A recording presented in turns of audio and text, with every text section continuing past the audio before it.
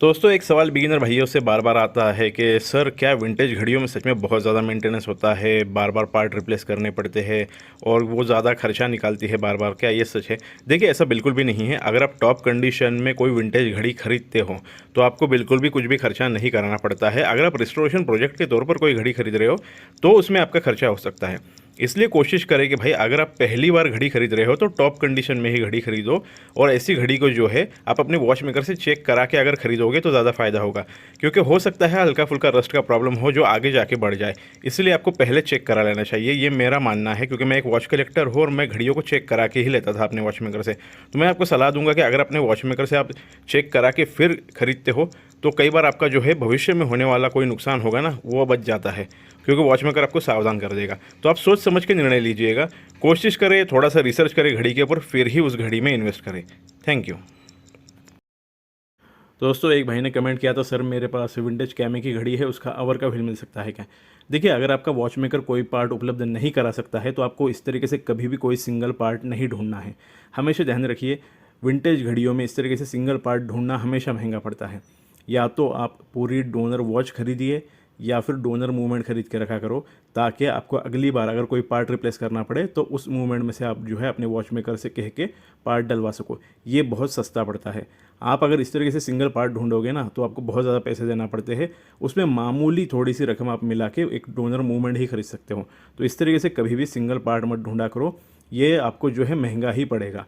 Part की कीमत अलग होगी, वॉच मेकर के फिटिंग चार्जेस अलग होंगे। इससे अच्छा है डोनर मूवमेंट या फिर डोनर वॉच पूरी मिल जाती है तो वो लेके रखा करो, ताकि अगली बार बस आपको फिटिंग चार्जेस ही देने हैं वॉच मेकर को।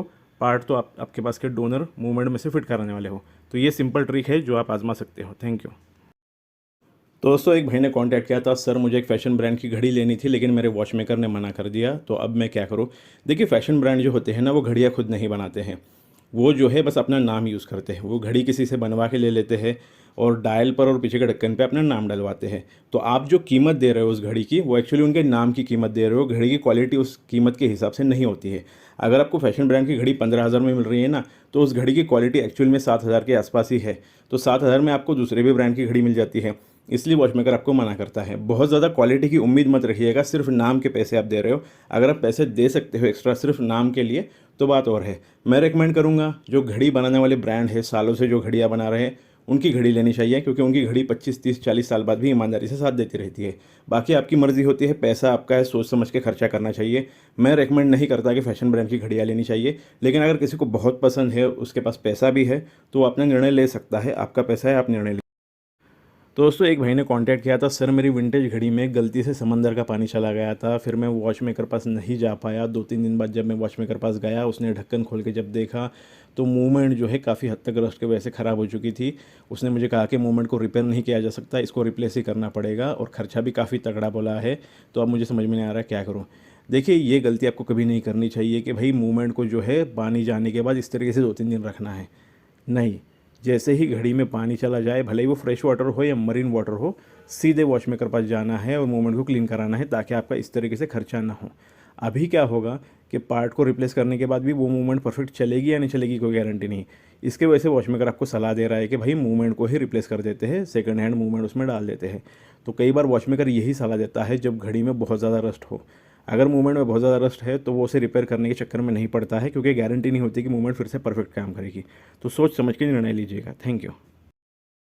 दोस्तों क्वार्ट्ज घड़ी को लेकर एक सवाल आया था, क्या सर क्वार्ट्ज घड़ियाँ भी मैग्नेटाइज हो सकती है? देखिए क्वार्ट्ज घड़ी में कोई हेयर स्प्रिंग नहीं होती है, बैलेंस का व्हील नहीं होता है। तो नॉर्मल मैग्नेटिक फील्ड या फिर इलेक्ट्रोमैग्नेटिक फील्ड जो है आसपास के आपके डिवाइस के, उससे क्वार्ट्ज घड़ी को कोई ज़्यादा डिस्टर्बेंस नहीं होता है, वो परफेक्ट चलती रहती है। लेकिन क्वार्ट्ज घड़ियों में एक प्रॉब्लम ये है कि अगर बहुत स्ट्रॉन्ग मैग्नेटिक फील्ड हो या इलेक्ट्रोमैग्नेटिक फील्ड हो, जैसे कि एमआरआई स्कैन मशीन जो होती है हॉस्पिटल वगैरह में, उसके संपर्क में अगर आप आते हो जब वो मशीन चालू है, तो वो क्वार्ट्ज घड़ी के सर्किट बोर्ड को जला देता है। ऐसा ही आपने बोर्ड जो है पड़ा होगा एमआरआई के रूम के बाहर, कि आपने मोबाइल घड़ी वगैरह को सबको जो है बाहर निकाल के रखना पड़ता है। तो इसके पीछे यही एक कारण है, क्योंकि सर्किट बोर्ड जब जल जाता है ना तो वो रिपेयर नहीं किया जा सकता, उसको रिप्लेस ही करना पड़ता है। ऐसे में आपने देखा होगा कि वॉच मेकर फिर आपको क्वार्ट्ज घड़ी की पूरी मूवमेंट ही रिप्लेस करने बोलता है, और वो खर्चा बहुत ज़्यादा होता है। तो इस तरीके से जो स्ट्रॉन्ग मैग्नेटिक फील्ड है या इलेक्ट्रोमैग्नेटिक फील्ड है, वो क्वार्ट्ज घड़ी को ख़राब कर सकता है। तो दोस्तों HMT कोहिनूर घड़ी आप सभी को पता है, मेरे चैनल पर इसके वीडियो आपको मिल जाएंगे असली HMT कोहिनूर के। यहाँ आप जो देख रहे हो ना, ये एक आफ्टर मार्केट कोहिनूर घड़ी है। मतलब ये कंपनी ने नहीं बनाई है, दूसरे किसी ने बनाई है। और इसकी क्वालिटी के बारे में जल्दी ही मैं एक बड़ा वीडियो बना के सब कुछ आपको जो है बताऊँगा। वैसे HMT सोना घड़ी के आफ्टर मार्केट डायल केस का जो सेट आता है, उसके ऊपर मैंने एक स्पेशल वीडियो बनाया है। जो भी कमियाँ मुझे दिखी वो मैंने बताई है, जो भी मुझे सही लगा वो बताया है। इस घड़ी के बारे में थोड़ा सा मैं आपको अपना अनुभव लेके थोड़ा यूज़ करके बताऊंगा। ये घड़ी मैंने अपने बड़े बेटे के लिए ली है। उसे एक ऑरेंज डायल और ट्रांसपेरेंट बैक कवर वाली HMT कोहिनूर चाहिए थी, इसलिए मैंने ये घड़ी मंगवाई है। यहाँ आप देख सकते हो, इसमें पीछे जो है ढक्कन पारदर्शी है। तो इसके क्वालिटी में जो भी मुझे कमियाँ लगी ना, वो सब कुछ उस बड़े वीडियो में डिटेल में आपको बताऊँगा। जो भी अच्छा होगा वो भी ज़रूर बताऊँगा। तो वीडियो जल्दी ही आएगा। Thank you. तो दोस्तों, कुछ दिनों से मैं इस घड़ी को यूज़ कर रहा हूँ। ये एक आफ्टर मार्केट कोहिनूर घड़ी है, इसकी टेस्टिंग चल रही है। मैं कुछ समय से यूज़ करके इसे चेक कर रहा हूँ और मैंने सोचा आप लोगों को डायल दिखा दूँ कि कैसे ये सनलाइट में दिखती है, इसका कलर वगैरह कैसे खुल के आता है। आफ्टर मार्केट होने के बाद भी इसके कलर की क्वालिटी अच्छी है, पेंट की क्वालिटी अच्छी है। मैं इसका डिटेल बड़ा वीडियो जल्दी ही बनाऊंगा। मूवमेंट आप देख सकते हो, एक पुरानी मूवमेंट को सर्विस करके इसमें फिट किया गया है। वॉचमेकर ने बहुत अच्छा काम किया है। तो मैं इसके ऊपर डिटेल वीडियो बनाऊंगा, वहाँ मैं बहुत सारी डिटेल जानकारी आपको दूंगा। मैं आपको स्ट्रैप भी दिखा देता हूँ। देखिए, इस स्ट्रैप के साथ मैंने इसे मंगवाया था। साथ ही मैं आपको ल्यूम दिखा देता हूँ। ये ल्यूम जो है लोअर क्वालिटी का है। ये बहुत देर तक नहीं चमकता है, मतलब ग्लो नहीं करता है। जैसे ही आप अंधेरे में आते हो धूप में से, तो कुछ ही सेकंड बाद जो है ये फीका पड़ जाता है। तो ये आफ्टर मार्केट घड़ियों में ये प्रॉब्लम होता है। साथ ही जो कुछ भी मुझे अच्छाइयाँ दिखी वो भी आपको बताऊंगा, जो भी कमियाँ दिखी वो भी बताऊंगा। बड़े वीडियो में जल्दी ही वो सब कुछ आएगा। Thank you. दोस्तों, HMT कोहिनूर की जो केस होती है, असली स्टेनलेस स्टील की केस कंपनी ने बनाई हुई, वो काफ़ी हेवी ग्रेड की होती है। जैसे HMT रजत के बारे में आप सुनते हो, तो ये जो केस होती है ना, ये टिकाऊ होती है। इनको खास तरीके से बनाया जाता है सालों साल टिकने के लिए। काफ़ी हेवी, काफ़ी मजबूत केस होती है ये। अब आफ्टर मार्केट घड़ियों में क्या होता है, क्योंकि सस्ते में घड़ी बनानी है, तो ये जो है सॉफ्ट मेटल की केस बनाते हैं। दिखने में बिल्कुल असली जैसी लगती है, लेकिन ये जो होती है सॉफ्ट मेटल की होती है। निकल का प्लेटिंग किया जाता है ऊपर से, ताकि वो स्टेनलेस स्टील लगे, लेकिन स्टेनलेस स्टील नहीं होता है। कमेंट में एक भाई को थोड़ी सी गलत फहमी हो गई थी, तो मैंने सोचा यहाँ जवाब दे दूँ। कमेंट में भी मैंने उसे बताया है, आफ्टर मार्केट घड़ियाँ जो है उनमें असली मूवमेंट आपको मिल जाएगी। पुरानी सर्विस करके डाल दी गई जाती है मूवमेंट वो, लेकिन केस जो होती है ना, वो सॉफ्ट मेटल की होती है। तो ये गलत फहमी मत रखिएगा कि असली कंपनी की केस के बराबर ये केस जो होती है। ये डस्ट प्रूफ भी ज़्यादा नहीं होती है, वाटर रेजिस्टेंट तो बिल्कुल नहीं होती है। थोड़ा सा सोच समझ के ही निर्णय लेना पड़ता है। सारा डिटेल बड़ा वीडियो आएगा, सारी जानकारी दे दूंगा आपको मैं। Thank you.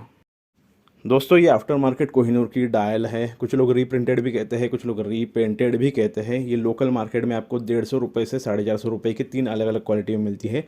ये सबसे सस्ती क्वालिटी वाली 150 रुपये वाली है। मैंने एक सेलर से मंगवाई थी। पेंट की क्वालिटी ठीक ठाक ही है, मुझे नहीं पता कितनी टिकेगी। क्वालिटी चेक करने के लिए ऐसे ही मंगवाई थी। ठीक ठाक क्वालिटी में है, लेकिन ल्यूम जो है ना, वो अपनी सही जगह पर नहीं है।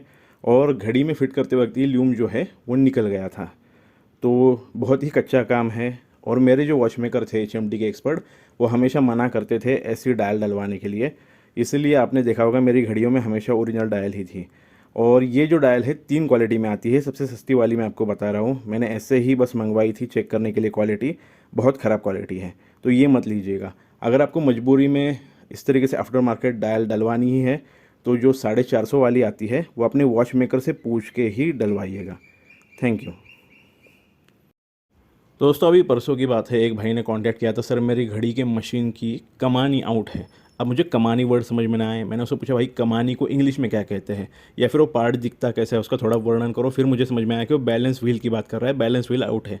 तो क्या होता है, कई बार आप जो है लिखते वक्त जो है ना, इंग्लिश में भी लिखा करो पार्ट के नाम। अगर आप लोकल भाषा में लिखते हो तो मुझे वो समझ में आएगा ही, इसकी गारंटी नहीं है, क्योंकि आपकी लोकल भाषा में उस पार्ट को हो सकता है अलग बोला जाता हो। इसलिए कोशिश करो इंग्लिश में भी उस पार्ट का नाम लिखा करो, ताकि मुझे समझने में आसानी हो जाए। ऐसे ही परसों के दिन एक भाई जो है कैरेट कैरेट वर्ड यूज़ कर रहे थे, और मुझे लगा वो गोल्ड प्लेटिंग के बारे में पूछ रहे। गोल्ड प्लेटिंग के बारे में मैंने उन्हें जवाब भी दे दिया। फिर मुझे समझ में आया कि वो शायद ज्वेल्स के बारे में बात कर रहे हैं, और ज्वेल्स को वो कैरेट बोल रहे हैं। देखिए, जो भी लिखा होता है डायल पे वही आपको लिखना है। आप डायल के ऊपर 25 ज्वेल पढ़ते हो तो 25 ज्वेल ही लिखा करो, वहाँ कैरेट कभी वर्ड यूज़ नहीं होता है। कैरेट वर्ड हमेशा गोल्ड प्लेटिंग के बारे में यूज़ होता है घड़ी में। घड़ी में ज्वेल्स को ज्वेल्स ही बोला जाता है। तो बस यही थोड़ा सा क्लियर करना था। Thank you.